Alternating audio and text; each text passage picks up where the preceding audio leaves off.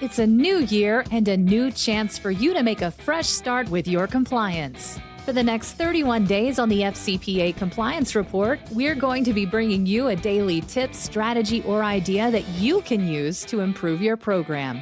Here's your host, Tom Fox, the Compliance Evangelist. The Board of Directors' role in internal controls. Internal control maven Henry Mixon has noted that the basic framework for internal controls is derived from the COSO model developed by the Committee of Sponsoring Organizations of the Treadway Commission back in 1992. This model has become the standard for an internal controls framework and provides a structure to ensure companies address key elements that should result in an effective system of internal controls. Using the COSO model, as modified in 2013, it provides a specific and very supportable approach when adversarial third-party challenge reaches a company around effective internal controls. If you're a U.S. public company, you know that under the FCPA, for instance, you're required to have effective internal controls. The COSO model defines internal controls in a pyramid from top to bottom as the control environment, risk assessment, control activities, information, and communication and monitoring. So what internal controls does a company need to institute, and what's the board's role in that? Each company defines its internal controls to fit its business by determining what the company wishes to protect and what type of control environment it needs to have in place. This means it can be less formal in smaller companies, but it's still effective if the focus is on the right risks. Based upon anti-corruption risk, the most common controls needs are identified as following: dealing with third parties, gifts and entertainment, and charitable donations. Even within those categories, a wide range of risk exists depending on the company's business practices. A top-down, check-the-box generic set of internal controls and policies and procedures will not likely result in effective controls, and that's really what you're aiming for, is effective controls. The process to determine which internal controls are needed will be of some familiarity to a compliance professional.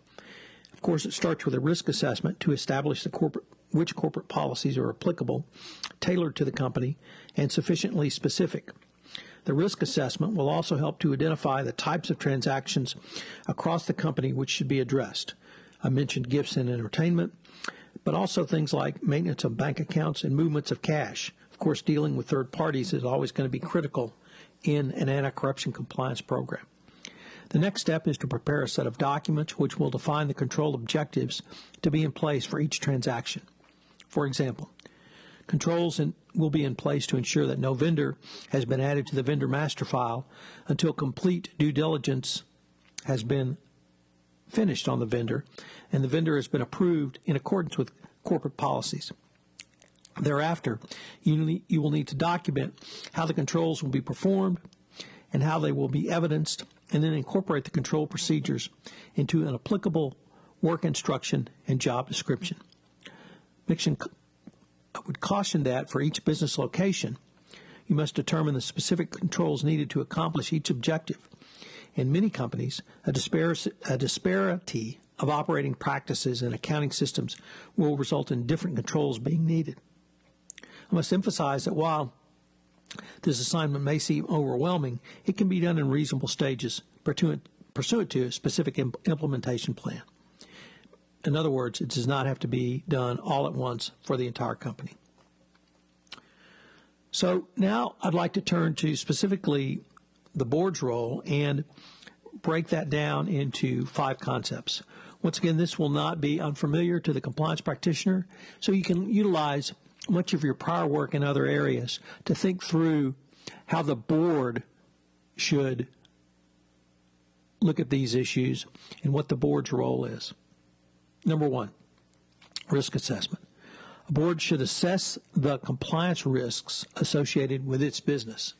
And I would add that we need to be broader than simply compliance, because you look at the Wells Fargo scandal. Here we had a sales incentive program driven by a sales quota utilized for employee evaluations on a benign product.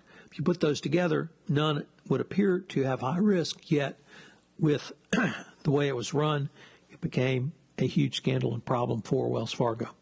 Number 2, your corporate policies, procedures, and code of conduct. A board should have an overall governance document which will inform the company, its employees, stakeholders, and third parties of the conduct the company expects from each of those stakeholders.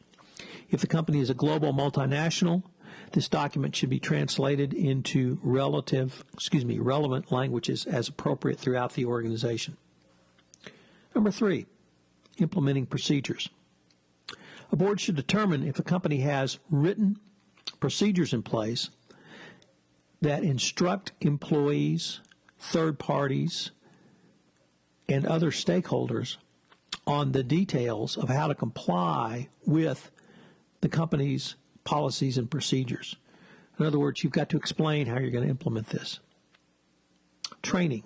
Now, for the board, there are 2 levels of training. There first should be a general understanding of the specific compliance programs that are being incorporated, but there should also be a training to allow the board to understand its role in management of risk going forward, clearly in conjunction with anti-corruption risk such as the FCPA. So you've got to really train the board on 2 levels.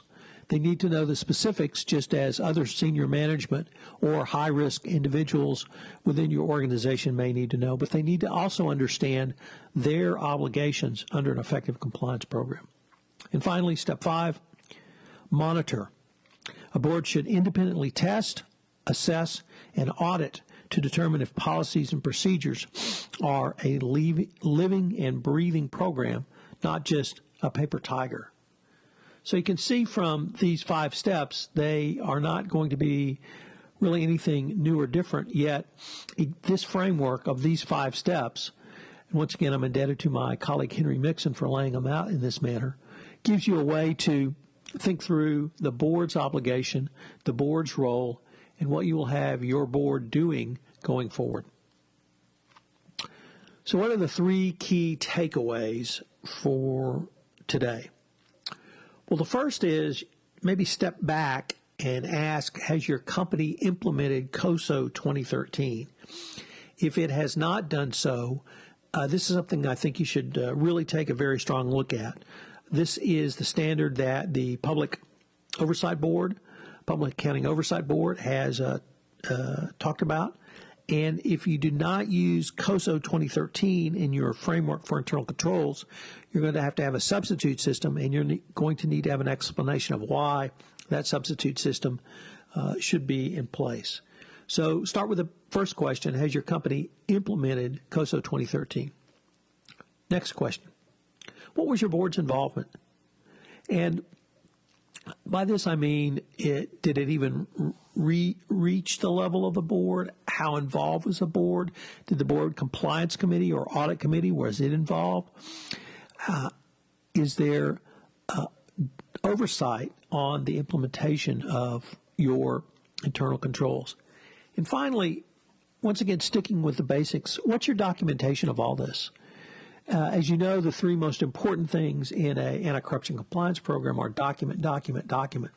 Well, this is probably even more true at the board level, because you're going to need to be able to show, 1, appropriate board minutes for this action, but also your backup documentation that was presented to the board and presented to the appropriate board subcommittee, whether that be the compliance committee or the audit committee. So what is your documentation? This is Tom Fox. Thank you very much for joining me on day 7, and I hope you will join me for day 8 of 1 month to a better board. Thank you for listening to this episode of 31 Days to a More Effective Compliance Program, where in the month we're going to take a look at the role of the Board of Directors in a best practices compliance program. This production of 31 Days to a More Effective Compliance Program is a special production of the Compliance Podcast Network. I hope you will join me again tomorrow. This podcast is a part of the C-Suite Radio Network. For more top business podcasts, visit c-suiteradio.com.